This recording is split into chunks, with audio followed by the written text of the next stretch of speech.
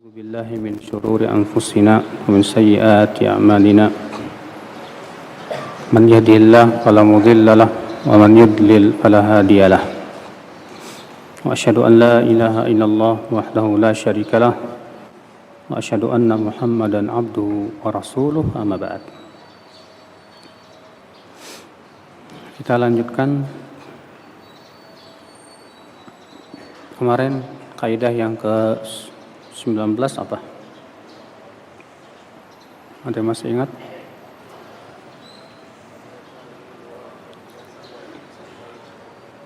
Jihad itu wajib sampai hari kiamat. Apa makna jihad?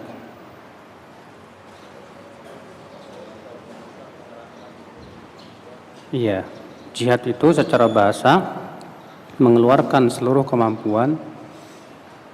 Ya, kemudian jihad ada berapa martabat? 4. Yang pertama,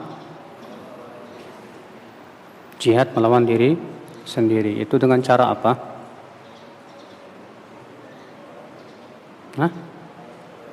Dengan cara menuntut ilmu, mengajarkan ilmu dan mengamalkan ilmu. Yang kedua apa? Jihad melawan syaitan dengan cara mempelajari langkah-langkah setan. Yang ketiga, jihad melawan orang fasik dengan cara mendakwahi mereka. Ya. Yang keempat, jihad melawan orang kafir dengan cara disesuaikan dengan keadaan. Di mana orang kafir ada dua macam. Ada kafir apa? Harbi. Ada lagi kafir bukan harbi. Di mana kafir bukan harbi ada berapa? Ada 3 macam. Ada musta'man, mu'ahad dan zimmi. Oke. Kaidah yang ke-20 apa?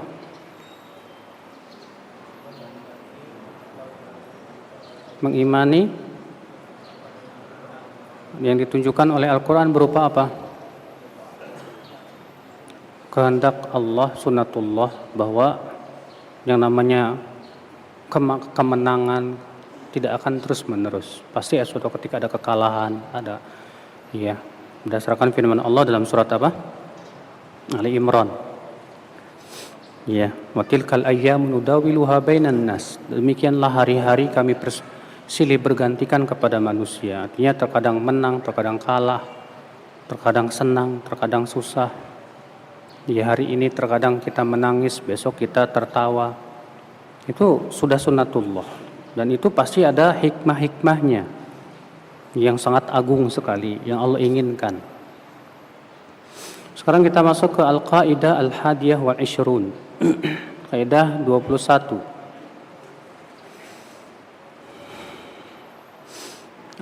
Annal iqtisada bil amali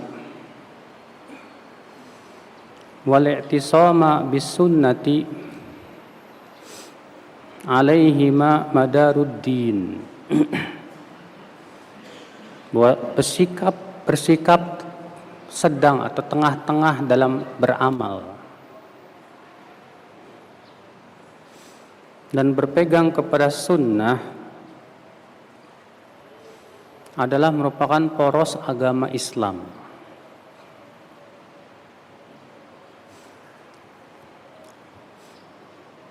Ya.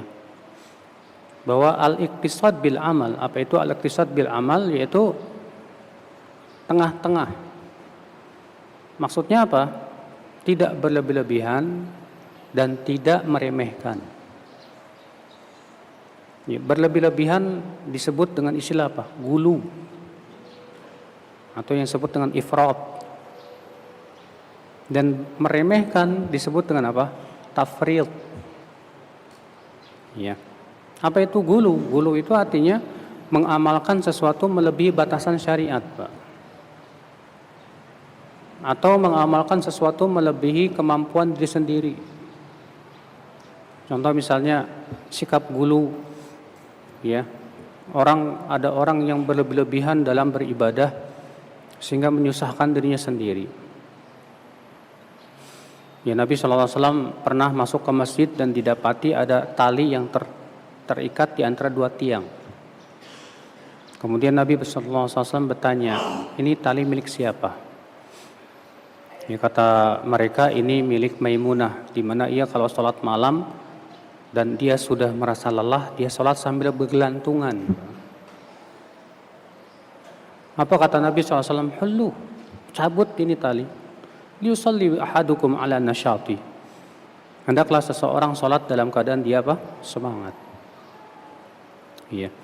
Dan gulu itu tidak boleh. Dalam segala perkara tidak boleh, Pak. Dalam misalnya mencintai seseorang nggak boleh berlebihan. Iya. Seperti kaumnya Nabi Nuh yang berlebihan dalam mencintai orang soleh, para wali. Yang akhirnya lama-lama ya dengan cara apa? Membuat patung mereka yang akibatnya kemudian terjadilah penyembahan kepada para wali itu. Demikian pula di dalam segala sesuatu, dalam berpakaian tidak boleh berlebihan, di dalam akidah, dalam muamalah dan yang lainnya. Itu semua dilarang oleh Nabi Shallallahu Alaihi Wasallam. Ya, ketika Nabi Shallallahu Alaihi Wasallam menyuruh Ibnu Abbas, ketika itu waktu itu beliau hendak melempar jumroh, maka kemudian Rasulullah SAW bersabda kepada Ibnu Abbas, ulqutli ya hasa. Hai Ibnu Abbas, tolong ambilkan kerikil-kerikil buat melempar jumroh. Maka Ibnu Abbas mengambil kerikil-kerikil sebesar ini, Pak, ruas jari ini segede gini. Kemudian kata Rasulullah SAW, dengan seperti inilah hendaklah seseorang melempar. Kemudian Rasulullah bersabda, wahai manusia, jauhi oleh kalian berlebihan dalam agama. Ya, artinya lempar jumroh itu jangan pakai batu yang segede gini, Pak, gitu. Ini namanya berlebihan. Ada juga yang terlalu kecil segede gini, ya. Ini juga nggak boleh. Bahkan saya waktu masih kuliah haji, ada orang yang melempar jumroh nggak pakai batu, Pak. Nggak pakai batu. Allahu Akbar. Ibu-ibu waktu itu saya tanya, Bu, mana batunya? Kata dia, kamu nggak bisa melihat. Nah, katanya, ini tingkatan apa nih?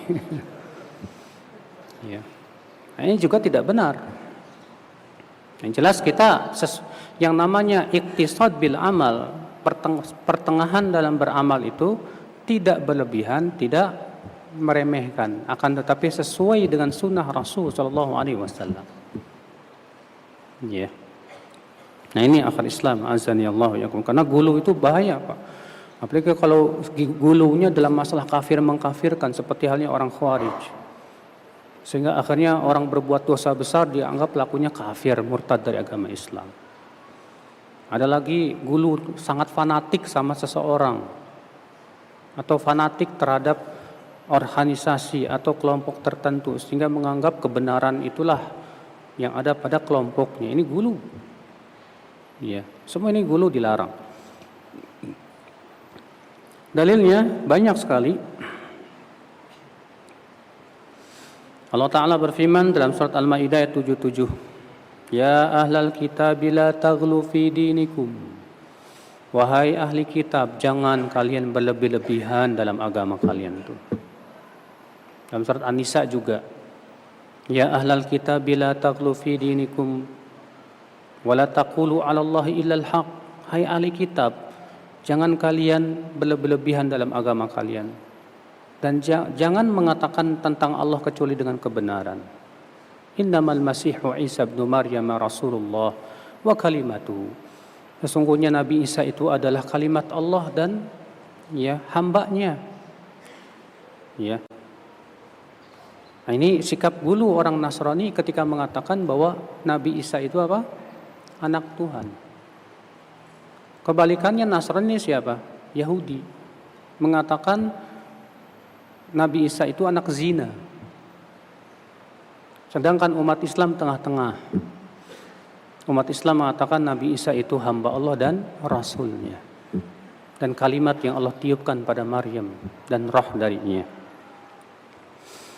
Allah juga berfirman, wa kulu washrabu wa la tusrifu Makan dan minumlah dan jangan berlebihan. Innahu la yuhibbul musrifin. Sesungguhnya Allah tidak menyukai orang yang berlebih-lebihan. Tidak boleh berlebih-lebihan dalam makan, nggak boleh berlebih-lebihan dalam minum, nggak boleh berlebih-lebihan di dalam berpakaian, nggak boleh berlebih-lebihan dalam segala sesuatu dalam kehidupan dunia ini. Semua yang namanya berlebih-lebihan itu Pak tercela dalam agama.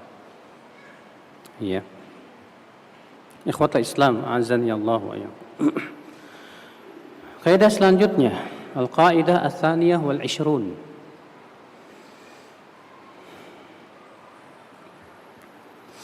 Annahum yahuthuna al-ummah ala fahmil Qur'an wal hadis.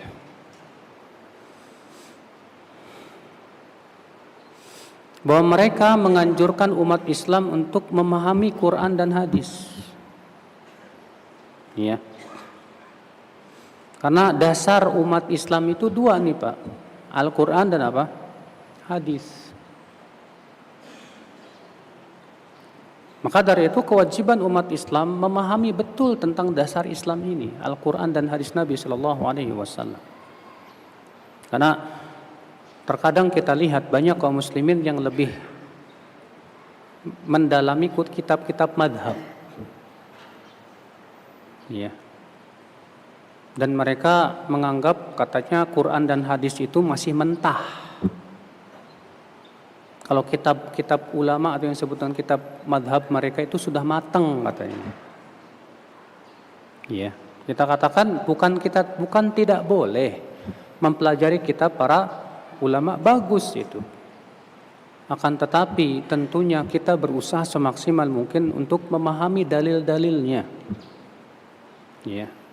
Karena apa? Karena kita beragama itu bukan hanya sebatas kata una, kata anu, kata fulan, ro'yu dan yang tidak. Kita harus berusaha untuk mengetahui dalilnya apa. Iya. Nah, ini untuk memahami Al-Quran dan hadis bukan artinya kita ambil Quran, lu pahami sendiri, oh menurut saya begini. Ini juga bahaya, Pak. Karena untuk memahami Al-Quran dan hadis itu berarti harus menguasai ilmu apa? Alat. Ilmu alat Al-Quran dan hadis apa? Pertama bahasa Arab. Karena Al-Quran dan hadis bahasa apa? Bukan bahasa Sunda kan? Bukan bahasa Indonesia. Walaupun ada terjemah, tapi terjemah itu Pak sama sekali tidak boleh kita jadikan sebagai umdah, patokan untuk menafsirkan Al-Quran dan hadis. Ya. Tapi kita berusaha untuk memahami secara bahasa Arabnya, karena bahasa Al-Quran itu bahasa yang sangat luar biasa. Ya. Yang kedua kita harus belajar apa Pak? Ilmu usul fikihnya. Kita harus belajar, demikian pula alat-alat ilmu tafsirnya. Kita harus belajar juga ilmu hadisnya. Maka mempelajari Al-Quran dan hadis harus melalui tangan para ulama. Duduk di majelis para ulama, tidak boleh sebatas otodidak tuh nggak boleh. Makanya kita umat Islam terhadap ulama itu ada 3 kelompok Pak. Ada yang gulu sama ulama. Sehingga seakan-akan menganggap ulama tidak mungkin salah. Iya. Ada juga yang kelompok kebalikannya, terlalu melemehkan apa? Ulama. Mereka mengatakan, udahlah kita nggak butuh ulama. Kita juga punya pemahaman kok. Makanya diambil Al-Quran, diambil hadis, pahami sendiri dengan akalnya. Ini bahaya juga Pak. Sementara dia belum menguasai ilmu-ilmu alatnya. Yang tengah-tengah bagaimana? Yang tengah-tengah kita berusaha memahami Al-Quran dan hadis melalui para ulama. Tapi ingat, para ulama itu manusia yang tidak lepas dari kesalahan. Maka para ulama kalau berselisih paham, ya ulama fulan pemahaman seperti ini, maka disitulah kewajiban kita apa? Bersungguh-sungguh dan mengeluarkan kesungguhan kita untuk melihat siapa yang di atas pendapat yang paling kuat. Iya. Adapun sebagian orang menjadikan pendapat ulama Pak untuk menolak dalil. Nah, ini yang bahaya Pak. Sebatas dapat perkataan ulama nih yang sesuai dengan kemauan dia, wah, dipegangnya kuat-kuat. 1000 dalil pun ditolak dengan alasan ini ulama lebih paham loh daripada kamu. Padahal ulama lain ternyata tidak sesuai dengan pemahaman dia. Di sini kita juga ya harus paham bagaimana menyikapi para ulama tersebut. Jadi yang jelas ya akhi, ya kita berusaha untuk terus memberikan dan menganjurkan umat ya supaya mereka memahami Al-Qur'an dan hadis Nabi sallallahu alaihi wasallam. Kita bacakan tafsir-tafsir para ulama seperti tafsir Ibnu Katsir, tafsir dan yang lainnya supaya mereka betul memahami ayat-ayat Al-Qur'an itu. Kita bacakan juga syarah-syarah hadis. Kita ambil syarahnya, penjelasannya dari para ulama dalam kitab-kitab mereka. Supaya orang paham tentang hadis-hadis Nabi sallallahu alaihi wasallam. Ini penting sekali ya. Makanya kata Imam Malik, "Inna aqwaman ibtaghal ilma lihajzihim an dzalik. Ibtaghal ibadah wa adha'ul ilm. Fa kharaju ala ummati Muhammadin bi asyafihim." Kata Imam Malik, ada kaum-kaum yang mereka itu rajin ibadah Pak, tapi tidak mau menuntut ilmu. Akhirnya apa? Mereka mengkafirkan umat Islam dan memerangi dengan pedang-pedang mereka. Karena apa? Karena dangkalnya keilmuan mereka itu. Maka ya akhi, apalagi kita hidup di zaman yang penuh ya kebodohan terhadap ilmu agama. Di zaman ini Pak, menuntut ilmu Allah ini pahalanya besar sekali. Ya, sebagaimana disebutkan dalam hadis Rasulullah sabda, "Innakum asbahtum fi zamanin." Kalian ini berada di sebuah zaman yang ulamanya banyak, penceramahnya sedikit. Ya, kata Rasulullah, beramal di zaman itu lebih baik daripada berilmu. Dan nanti kata Rasulullah akan datang yang ulamanya sedikit, penceramahnya banyak. Dan menuntut ilmu di zaman itu lebih baik daripada beramal. Bukan berarti tidak diamalkan, tapi maksudnya pahala menuntut ilmu di saat itu besar sekali si Allah Subhanahu wa taala. Ya. Kaidah yang ke-23.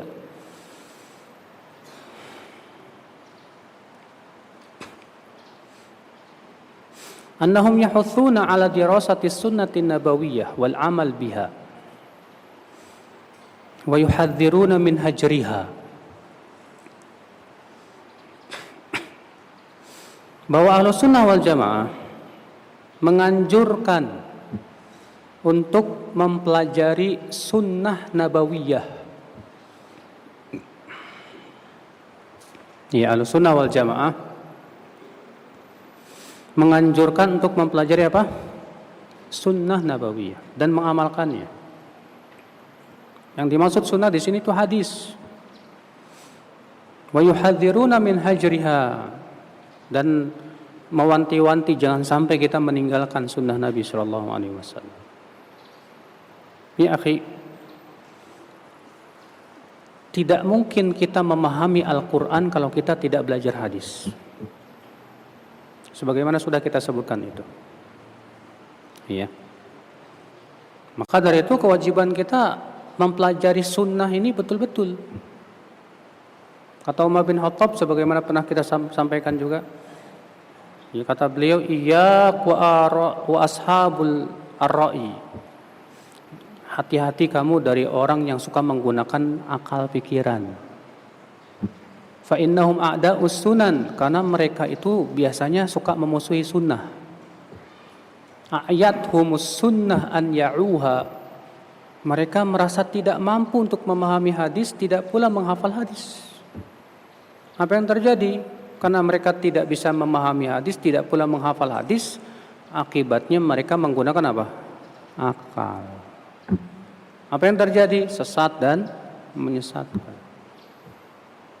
Maka dari itu ya akhwal Islam, mempelajari sunnah Nabi SAW penting sekali. Kata Ibnu Qayyim, fa inna sunnata hisnullahil hasin alladzi man dakhalahu kana minal aminin. Sunnah itu benteng Allah yang sangat kokoh sekali. Siapa yang masuk ke dalam sunnah, maka ia termasuk orang-orang yang aman insyaallah. Wa babuhul a'zam alladzi man dakhalahu kana ilaihi minal wasilin.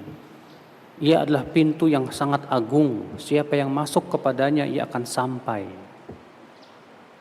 Maka dari itu ya akhi, ya, kita pelajari. Kitab-kitab hadis ini banyak banget loh, Pak. Cuma pertanyaannya, sudah berapa kitab yang sudah kita kaji? Kitab hadis yang paling sahih apa? Sahih Bukhari. Nih, ada kitab hadis yang paling sahih setelah Al-Quran, Sahih Bukhari. Nah, pertanyaannya, sudah kita pelajari belum? Setelah Bukhari apa? Muslim. Ini dua kitab ini, Masya Allah, rujukan umat Islam dari zaman ke zaman. Cuma pertanyaannya, sudah berapa yang kita pelajari? Ya. Belum lagi Sunan Abu Daud, Tirmidzi, Nasai, Ibnu Majah. Belum lagi Musnad Imam Ahmad, belum lagi Mu'jam Tabrani. Masih banyak banget yang belum kita pelajari. Tapi kita malah sibuk dengan fitnah. Kita sibuk dengan fitnah, Pak. Sibuk mengomentari, sibuk ini, sibuk macam-macam. Ngikutin berita-berita hangat. Padahal hadis saja belum kita pelajari sama sekali. Maka dari itu ya akhwal Islam, umur kita pendek sementara ilmu sangat banyak sekali. Iya. Hadis-hadis Nabi SAW itu luar biasa banyak sekali. Nah ini akhwal Islam, jadi kita berusaha ya untuk mempelajari sunnah Nabi SAW. Karena yang sangat memperhatikan sunnah itu hanya Ahlussunnah loh, Pak. Ahlussunnah lah yang betul-betul memeriksa hadisnya sahih apa dhaif, mempelajari betul jalan-jalannya. Sementara selain Ahlussunnah, mereka tidak peduli. Bahkan terkadang hadis palsu pun dipakai. Ya, bahkan di antara mereka ada yang berani berdusta atas nama Rasul sallallahu alaihi wasallam. Maka ya akhwal Islam, membela sunnah, kata gurunya Imam Bukhari, Yahya bin Yahya At-Tamimi, ad-difa'u 'anis sunnah ahabbu ilayya min ad-darb bis-sayf fi sabilillah. Membela sunnah Nabi ini lebih aku sukai daripada perang dengan panah dan pedang. Lalu dikatakan, wahai Imam, bukankah orang yang berperang itu lebih melelahkan, bahkan mencampakkan kepada kematian? Ternyata membela sunnah lebih baik. Kata imam ini, iya, bahkan jauh sekali. Karena sunnah ini modal Islam, Bang. Oleh karena itu Imam Al-Barbahari mengatakan apa? I'lamu annal Islam huwa sunnah wa sunnatu hiyal Islam. Ketahuilah Islam itu sunnah. Sunnah itu ya Islam. Ya. Wala yaqumu ahaduhuma illa bil akhar. Tidak mungkin salah satunya tegak kecuali dengan yang lain. Harus. Antara sunnah dan Islam itu harus berjalan, beriringan. Ikhwata Islam, azani Allah wa iyyakum. Nah ini ya akhi, ya munculnya berbagai macam kebid'ahan, penyimpangan akibat daripada kita meninggalkan apa? Sunnah. Ya. Kaidah yang ke-24. Annahum yuqarriruna anna maqasid syariah thalathah.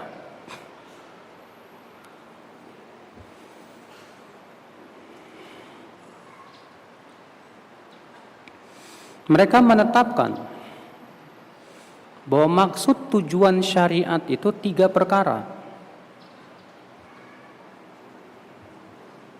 Bahwa maksud tujuan syariat itu berapa? 3 perkara. Yang pertama, al-awwal, dar'ul mafasid, yaitu mencegah mudarat. Mencegah apa? Mudarat. Dan ini disebut oleh para ahli usul fikih dengan istilah daruriyat, darurat.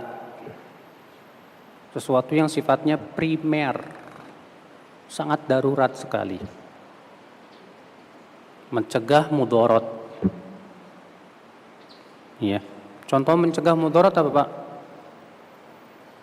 Dikumpulkannya Al-Qur'an menjadi satu mushaf. Untuk mencegah mudarat jangan sampai Al-Qur'an apa? Hilang. Bayangkan kalau Al-Qur'an tidak dikumpulkan jadi satu mushaf, sementara para penghafal Quran meninggal satu persatu, siapa yang akan menjaganya? Maka untuk mencegah mudarat dibikinlah apa? Mushaf.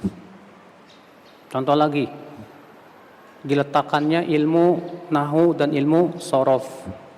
Dalam rangka apa? Mencegah mudarat. Karena dengan adanya ilmu nahwu dan ilmu shorof, akan terlindunglah Al-Quran dan hadis. Karena kalau orang nggak pernah belajar ilmu nahwu shorof, nggak tahu mana fa'il, mana maf'ul bihi, ya. Nggak tahu bagaimana hal, keadaan, bagaimana maf'ul macam-macam, maf'ul bihi, maf'ul lahu, maf'ul fihi, dan yang lainnya. Tapi dengan kita belajar ilmu shorof, kita tahu kedudukan setiap kata dalam Al-Quran. Oh, ini maksudnya begini. Sehingga dengan adanya ilmu nahwu shorof itu terlindunglah Al-Quran Karim. Makanya yang pertama kali meletakkan ilmu shorof siapa? Abul Aswad Ad-Du'ali, ilmu nahwu Abul Aswad Ad-Du'ali atas perintah Ali bin Abi Thalib. Gara-garanya Ali melihat banyak orang ajam selain Arab yang masuk Islam gak paham bahasa Arab.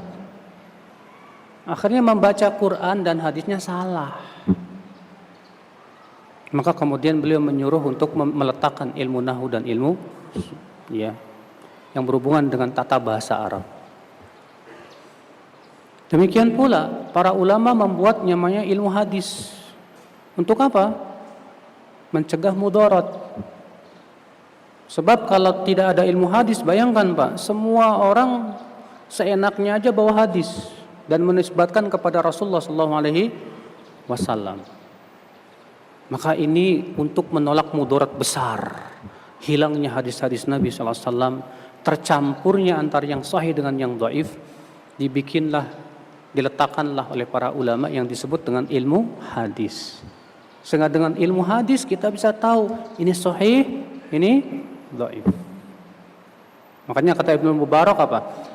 Laulal isnadu laqala man syaa ma syaa. Kalau bukan karena sanad hadis, semua orang akan seenaknya mengatakan apa? Rasulullah bersabda. Tapi dengan adanya sanad kita akan bertanya, mana sanadmu?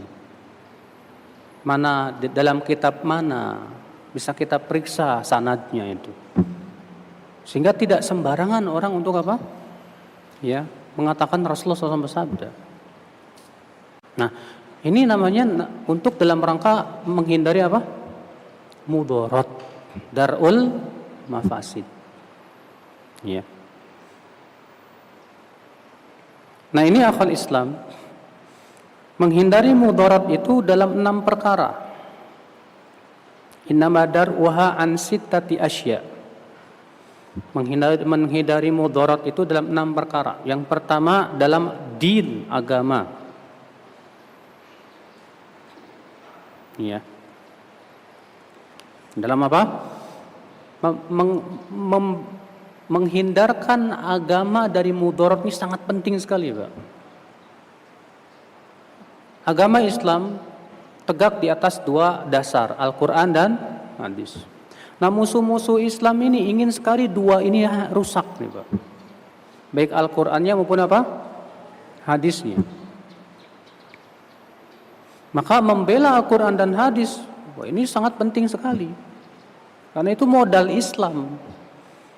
Makanya sudah saya sebutkan tadi, bahwa membela sunnah ini lebih aku sukai daripada apa? Berjihad dengan pedang dan panah. Ya. Ikhwata Islam azani Allah wa iyyakum. Yang kedua, menolak mudarat dari jiwa, an-nafs. Makanya untuk menolak mudarat ini Islam mensyariatkan yang disebut dengan hukum qisas. Hukum apa, Pak?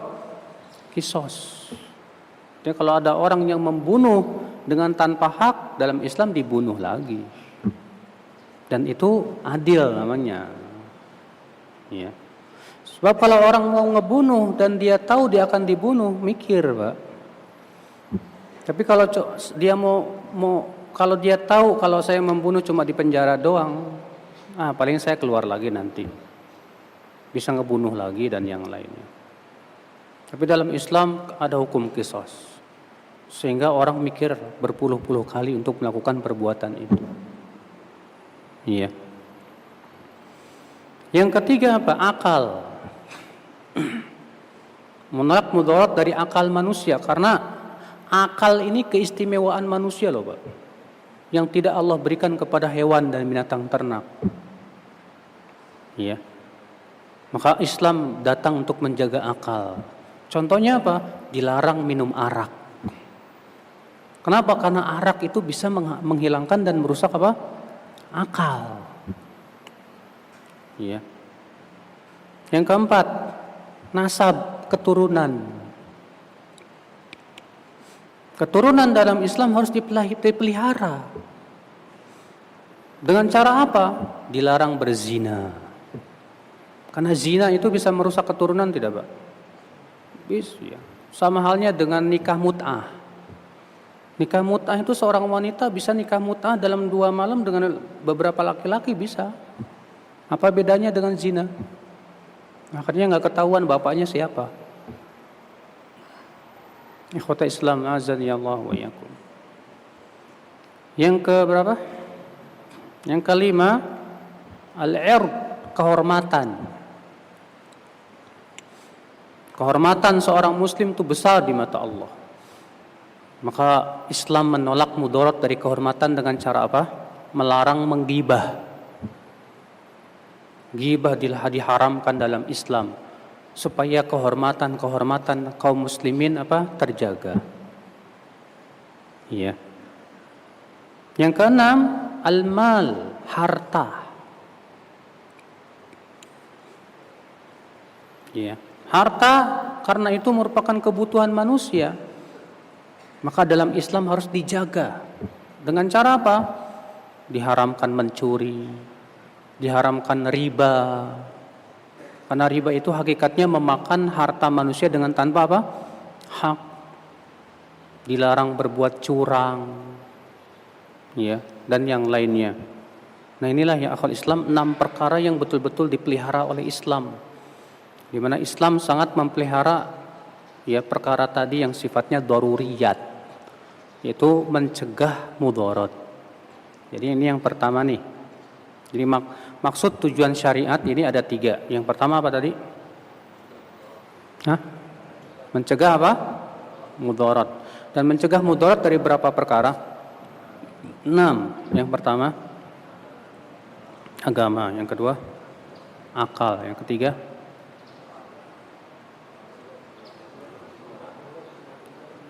jiwa, betul.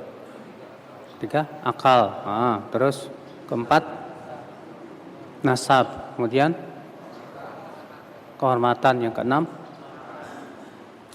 harta. Sekarang yang kedua,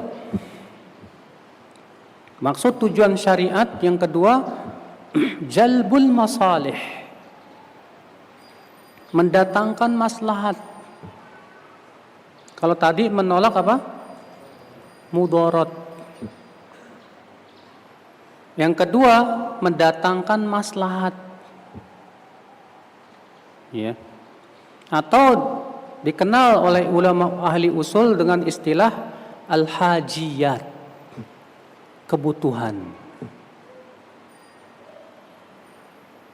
Yang disebut oleh para ulama usul fikih dengan istilah al-hajiyat, yaitu kebutuhan.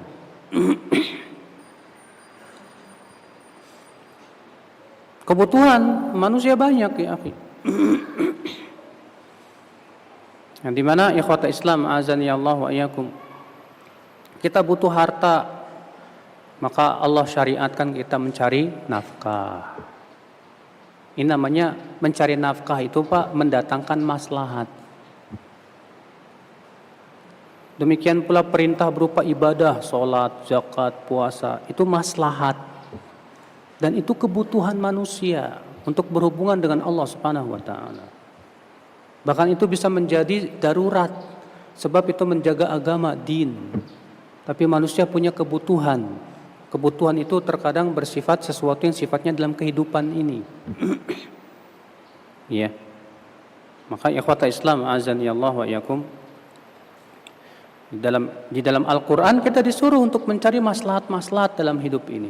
Maka semua yang sifatnya maslahat untuk kehidupan manusia dijaga betul oleh Islam. Ya.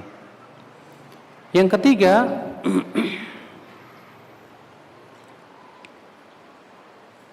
yaitu al-jaryu ala makarimil akhlaq wa mahasinil adat. Itu akhlak yang baik dan kebiasaan yang bagus. Ya. Akhlak yang baik dan kebiasaan yang bagus. Maka dalam Islam kita disuruh untuk berakhlakul karimah, berkata sopan santun, menjaga perasaan orang. Kita disuruh untuk tawadhu dan tidak sombong. Kita disuruh meninggalkan dengki. Kita disuruh untuk supaya dermawan. Kita disuruh, ini akhlak yang baik. Demikian pula kebiasaan-kebiasaan yang baik. Makanya Islam itu tidak menolak adat, tidak pula menerima adat sama sekali, Pak. Tapi memberikan perincian. Adat yang sesuai dengan Islam tidak bertabrakan diterima. Adapun adat yang bertabrakan dengan Islam karena berbau kesyirikan atau sifatnya bisa merusak harta dan yang lainnya, maka yang seperti ini dilarang dalam Islam. Nah, ini akad Islam azani Allah wa iyyakum. Jadi maksud tujuan syariat itu ada 3 tadi. Yang pertama menolak mudarat. Yang kedua apa? Mendatangkan maslahat. Yang ketiga apa? Akhlak yang baik dan kebiasaan yang bagus. Ya. Allahu alam, sampai sini semoga yang saya sampaikan bermanfaat. Subhanakallah bihamdik, asyhadu an la ilaha illa ant, astaghfiruka wa atubu ilaik. Assalamualaikum warahmatullahi wabarakatuh.